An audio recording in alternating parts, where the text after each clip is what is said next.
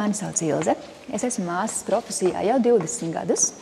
Un šodien es jūs iepazīstināšu ar savu ikdienu Dr. Mauriņa klīnikā. Kāpēc es izvēlējos kļūt par māsu? Man šī izvēle ir tapusi ļoti jau agros pusauģu gados. Ja nemaldos, tā bija kāda 6. 7. klase, kad es jau pilnīgi skaidri zināju, ka mana joma mācīties būs tikai un vienīgi medicīna un ka tā būs māsas profesija. Dr. Mauriņa klīnikā man prieku sagādā tas, kad ir ļoti daudz dažādu pacientu, tā ir komunikācija ar pacientiem, tas ir darbs ar ārstiem, ne tikai ar vienu ārstu, bet ar dažādiem ārstiem šeit. Ir šī iespēja gūt ļoti lielu izaugsmi, jaunu pieredzi, kas, manuprāt, man kā māsai ir bezgalīgi svarīga. Es strādāju kopā ar ķirurgu, flebologiem, proktologiem, un ir arī pieredze strādāt dienas stacionārā. Priekšrocības strādājot Mauriņa klīnikā - skaista, sakārtota darba vide, fantastiski kolēģi.